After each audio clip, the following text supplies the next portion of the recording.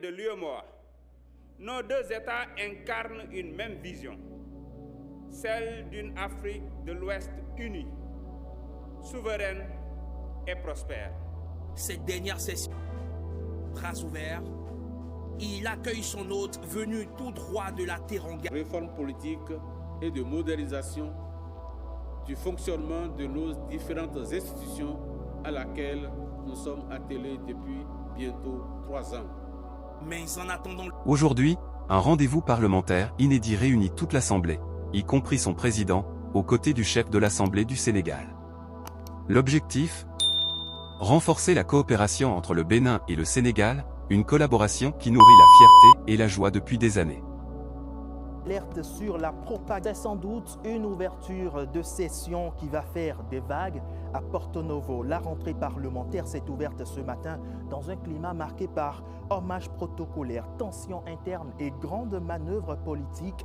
Plusieurs députés de l'opposition créent la surprise et démissionnent de leur groupe parlementaire. Un choc politique au-delà duquel les élus vont se pencher sur plusieurs dossiers majeurs comme le budget de l'État exercice 2026, les réformes et les perspectives nationales. Compte rendu de cette deuxième session au Parlement avec Herman Rodrigue-Amégan. Une dernière pour la route, ultime danse pour la 9e législature. Quand les députés font leur entrée dans l'hémicycle, les visages sont rayonnants. À l'extérieur, sur l'avenue William Ponty, le président de l'Assemblée nationale s'offre une dernière revue de troupes. Bras ouverts, il accueille son hôte venu tout droit de la Teranga. Ça va. El Malik Ndiaye, président de l'Assemblée nationale du Sénégal, porteur d'un message franc. Le Sénégal et le Bénin partagent des liens anciens et exemplaires, faits de fraternité, de solidarité et d'engagement panafricain. Membres fondateurs de la CEDEAO et de l'UEMOA, nos deux États incarnent une même vision, celle d'une Afrique de l'Ouest unie, souveraine et prospère. Cette dernière session parlementaire s'annonce chargée.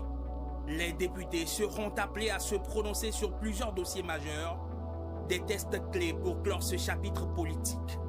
Elle sera prioritairement consacrée à l'examen et au vote du projet de loi de finances au titre de la gestion 2026 que le gouvernement nous a transmis dans les délais prescrits.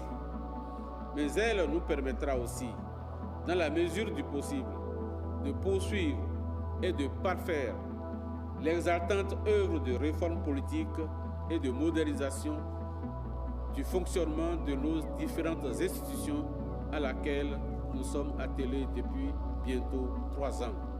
Mais en attendant le coup d'envoi des travaux, c'est la tempête dans les rangs de l'opposition. À Monsieur le Président de l'Assemblée nationale Porto Novo, objet, démission du groupe parlementaire Les Démocrates. Au sein du parti Les Démocrates, le secrétaire parlementaire annonce la démission de 6 députés de leur groupe parlementaire. Et il se déclare désormais non inscrit. Un coup dur après les récents remous de l'actualité politique. Dans les rangs de ceux qui tiennent encore le flambeau, c'est l'incompréhension. Je reçois la démission avec beaucoup de regrets et beaucoup de choc, mais voilà, on s'en tient à ça pour l'instant. Ces nouveaux électrons libres vont-ils grossir les rangs de la majorité présidentielle? Celle-ci, en tout cas, n'en demanderait pas mieux. Dans la politique, l'autre a dit qu'il faut de l'addition et de la multiplication. Tant que c'est nécessaire, tant que c'est possible, eh bien, nous acceptons. Le jeu politique s'ouvre donc pour un dernier sprint. Un sprint où les démocrates semblent déjà handicapés, minés par des querelles intestines. Sur la table du Parlement pour le compte de cette session, une proposition de loi portant révision de la Constitution, initiée par les 2 formations de la majorité. Peut-être un dernier coup de poker avant la fin de la partie. Tandis que l'opposition se fissure, la majorité avance ses pions pour clore ce dernier chapitre sur un coup d'éclat. Que laisse aux différents parlementaires présents à cette cérémonie d'ouverture de la session parlementaire? Eh bien, suivant les impressions de quelques-uns rencontrés par Herman Rodrigue Amégan. Janati Fieto Jeanne. Très heureux d'être arrivé au bout, parce que malheureusement certains d'entre nous nous ont lâchés sur le chemin, ayant répondu à l'appel de Dieu. Mais nous on est encore là, donc on ne peut que rendre grâce. Et vous avez vu que c'est juste pour 2026, en tenant compte de la préparation de l'installation de la législature, de la 10e législature, qu'il y a eu un léger accroissement du budget. Vous avez vu en 3 ans ce que cette 9e législature a eu comme résultat. Elle est tout aussi historique parce que la configuration de l'Assemblée nationale vient de changer. Je voudrais aussi noter la diplomatie parlementaire sous l'impulsion du président Béounou Vlavonou. Je tiens vraiment à lui rendre hommage. Mes impressions sont partagées entre satisfaction, sens du devoir et espoir. Je parle de la satisfaction parce que notre mandature a réalisé de grandes choses en peu de temps. C'est aussi le sens du devoir car malgré les efforts du passé, il reste encore à faire.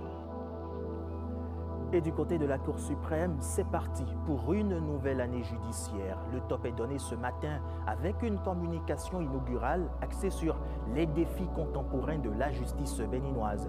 Cette rentrée est placée sous le sceau de la rigueur et de la transparence dans un contexte où la confiance du citoyen en la justice reste un enjeu majeur.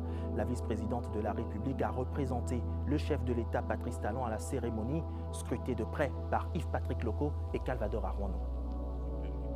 Pour une maison justice transformée, la Cour suprême s'engage. L'audience solennelle de sa rentrée judiciaire est une occasion de bilan. Des transformations sont opérées et la haute juridiction est prête pour faire face aux challenges contemporains. La Cour a rendu au cours de l'année écoulée 913 décisions.